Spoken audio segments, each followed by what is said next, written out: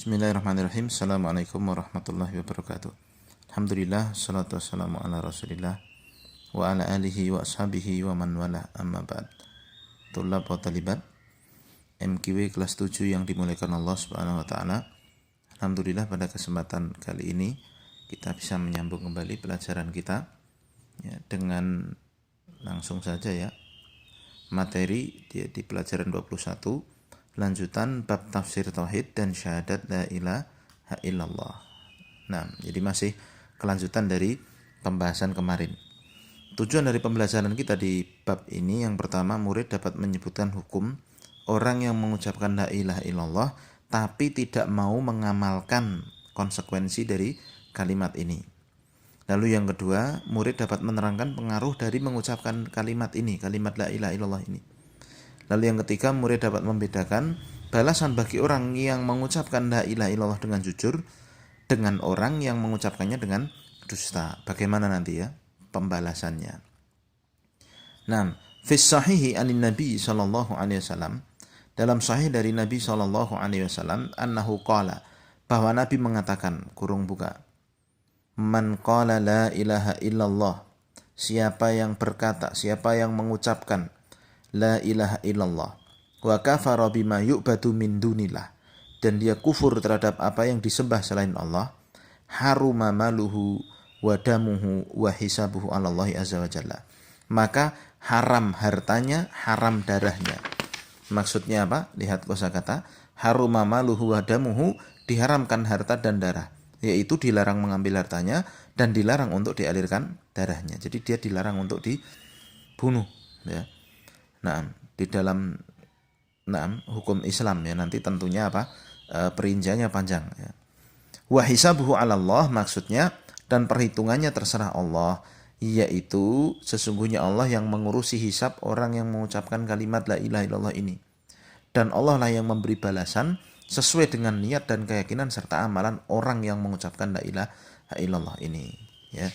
Nah, kemudian ya, penulis melanjutkan wa syarhu hadhihi, ini harusnya hadhihi ya, bukan hadha, hadhihi tarjamati ma ba'daha minal abwab, dan penjelasan dari ya, bab ini pada bab-bab berikutnya. Insyaallah nanti di bab-bab berikutnya kita akan mempelajari pendalaman dari apa itu tauhid dan apa itu syirik. Nanti setelahnya akan ada rincian-rincian tentang kesyirikan begitu. Tapi kita kembali ya ke fokus pembelajaran ini. Ya. Pokok pembelajaran yang kita ambil dari hadis ini, yang pertama, terjaganya harta dan darah. Darah dan harta seorang di dunia terjaga dengan dua perkara, yaitu ucapan la ilaha illallah, lalu yang kedua, kufur terhadap apa yang disembah selain Allah. Dalilnya apa? Ya tadi Nabi SAW mengucapkan kan, siapa yang mengatakan kalimat la ilaha illallah dan kufur terhadap apa yang disembah selain Allah, ya kan? Jadi ada dua ini, mengucapkan la ilaha illallah dan kufur terhadap apa yang disembah selain Allah. Maka balasannya ada tiga. Yang pertama, haram hartanya. Yang kedua, haram darahnya. Yang ketiga, hisabnya hanya kepada Allah semata. Paham ya? Nah, jadi yang pertama tadi ya, terjaganya harta dan darah. Ya, darah seorang di dunia itu akan terjaga dengan dua perkara tadi. Dia mengucapkan la ilaha illallah dan kufur terhadap apa yang disembah selain Allah. Nah, yang pertama kita bahas ya, darah seorang ya haram, tidak boleh dialirkan ketika dia mengucapkan la ilaha illallah. Ini juga ditunjukkan oleh Nabi SAW dalam hadis beliau yang lainnya, umirtu an uqatilan nasa hatta yashhadu an la ilaha illallah wa anna muhammadan rasulullah wa yuqimus sholata wa yu'tuz zakata fa idza fa'alu dzalika asamu minni dima'ahum wa amwalahum illa bihaqqil Islam wa hisabuhum 'ala Allah taala. Aku diperintah untuk memerangi manusia sampai mereka mau bersyahadat la ilaha illallah dan Muhammad adalah Rasulullah, dan menegakkan sholat dan membayar zakat. Kalau mereka melakukan itu, terjaga, terlindung dariku darah mereka dan harta mereka kecuali dengan haknya Islam ya. Dan perhitungan mereka hanya kepada Allah taala. Hak Islam yang dimaksud di sini adalah hak untuk mengambil harta dan menumpahkan darahnya. Kapan? Ya. Jadi orang itu terjaga harta dan darahnya ketika dia ngomong la ilaha illallah. Tidak boleh diperangi, ya, tidak boleh disakiti, tidak boleh diambil hartanya sedikit pun. Ya. Sampai kalau dia melanggar hak Islam. Nah, hak Islam itu diterangkan dalam hadis yang lain ya. Di antaranya Nabi Shallallahu Alaihi Wasallam menyebutkan ya apa bagi ya orang yang melakukan ya 3 perbuatan dosa besar itu secara syariat Islam boleh untuk dialirkan darahnya, yang dimaksud dengan hak Islam di sini ya. Taib ya. Nah, yang mana Nabi Shallallahu Alaihi Wasallam menyebutkan la yahillu dammu mri'in muslimin illa bi ihda thalathin. Tidak halal darah seorang muslim untuk dialirkan kecuali dengan 3 perkara. Yang pertama apa? Atsayyibuz zani, orang yang sudah menikah tapi dia berzina. Maka dalam syariat Islam hukumnya dia diapakan? Dirajam sampai mati. Dirajam itu orang ya digalikan apa?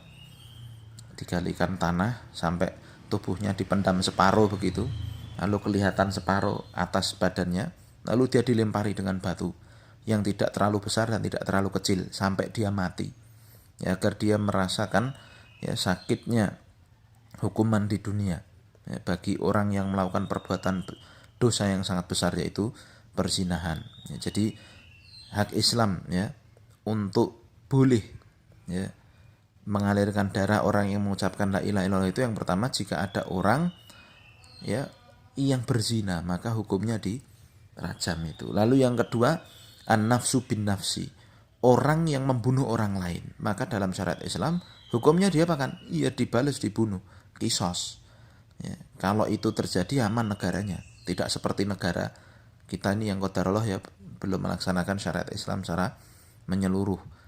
Ya hukumnya kan hukum warisan Belanda, dan itu yang digadang-gadang alias diperjuangkan oleh orang-orang liberal ya, orang-orang yang suka kebebasan itu ya. Di Indonesia tiap hari denger aja ya berita pembunuhan, tapi kalau antum di Arab nah, di sono aman alhamdulillah ya. Saya pernah ketinggalan ya barang berharga, enggak hanya 1 tas tas saya pernah ketinggalan ya di Masjid Nabawi itu. Ya sudah agak lama begitu, baru kali karena tasnya kecil soalnya, isinya beberapa begitu, beberapa barang pentingnya. Alhamdulillah balik orang pindah orang apa, tempat tetap ada di tempatnya, masya Allah ya. Ya mungkin kalau saya kembalinya malam itu baru ingat, mungkin ada di keamanan, tapi itu saya kembalinya beberapa jam setelahnya. Coba kalau balik di Indonesia ya ketinggalan, jangankan kok ketinggalan beberapa jam, ketinggalan beberapa menit aja handphone gitu hilang. Nah, ini menunjukkan ketika hukum Islam itu tegak, nah keadilan yang terjadi dan keamanan yang terjadi. Nah, begitu pula dengan hukum orang yang membunuh itu balasannya ya dibunuh. Adil itu, ya. Nah, adil itu ya. Taib. Lalu yang ketiga, yang namanya hak Islam ya, untuk bisa mengalirkan darah orang itu adalah apa?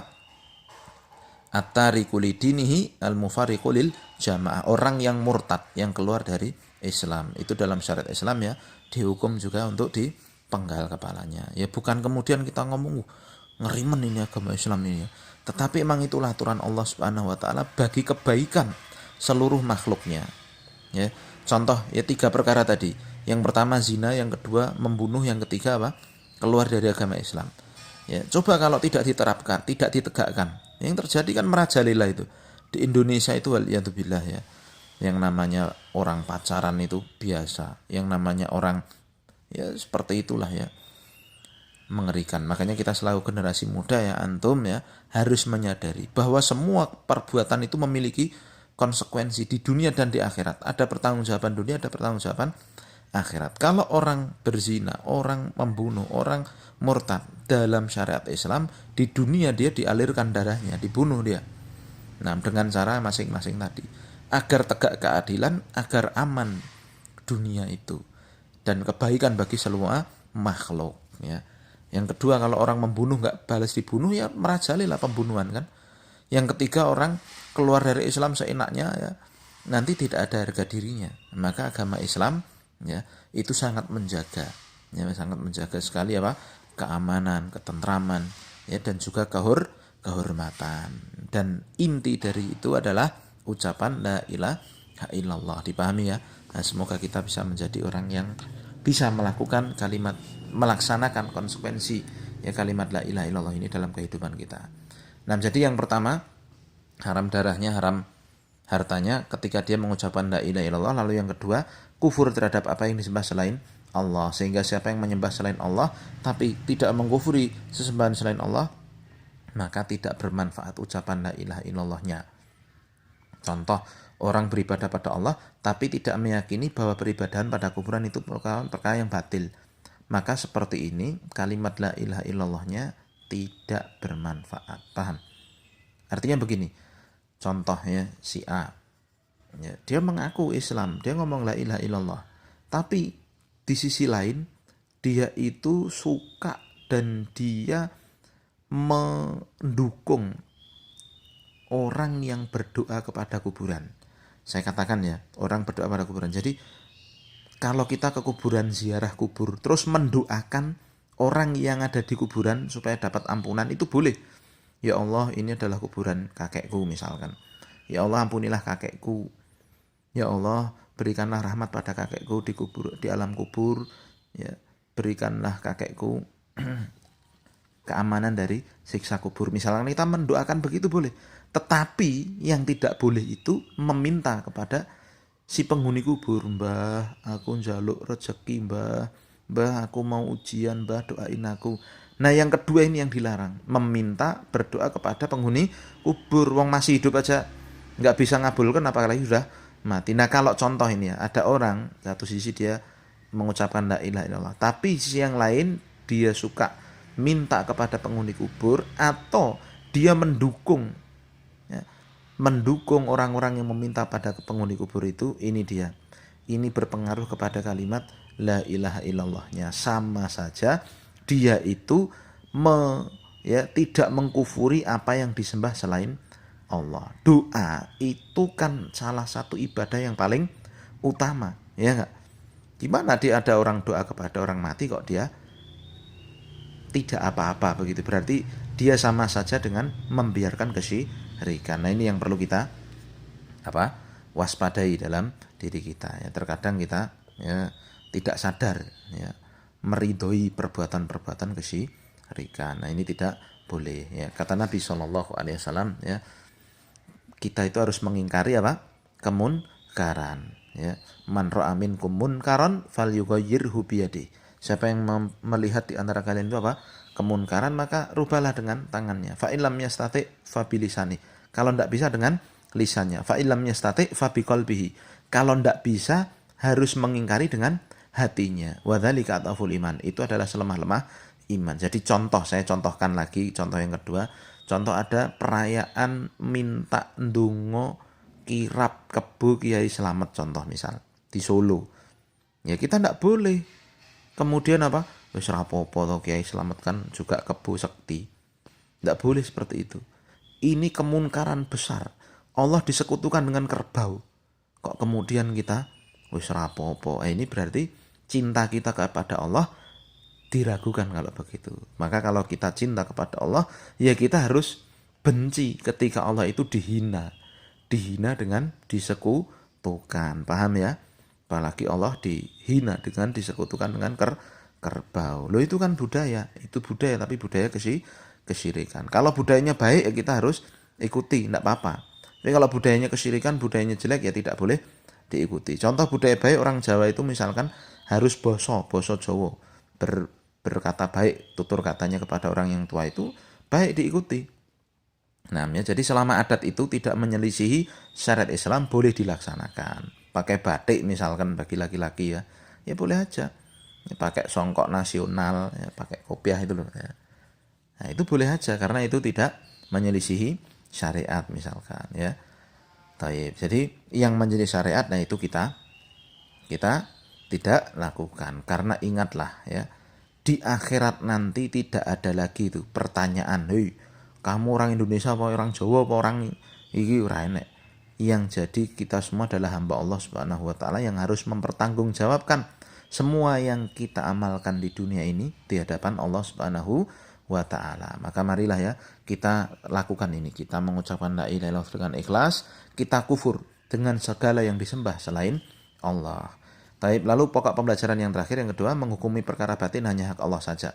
Allah Subhanahu wa taala yang menghisap, yang menghitung, ya. Orang yang mengucapkan la ilaha illallah. Kalau orang itu benar dalam ucapannya, maka Allah akan memberikan balasan berupa surga yang penuh kenikmatan. Tapi kalau dia dusta, munafik dalam mengucapkannya, maka Allah akan mengadabnya dengan adab yang sangat menyakitkan. Adapun hukum di dunia berdasarkan apa yang nampak. Tolong kasih garis bawah nih. Pada diri seorang dalam menegakkan syiar-syiar keislaman seperti sholat dan yang lainnya. Jadi gini maksudnya, kita tidak boleh menghukumi orang itu, si fulan kafir, si fulan ini seenaknya kita. Nggak boleh kita ngomong begitu. Kita menghukuminya sesuai yang nampak saja.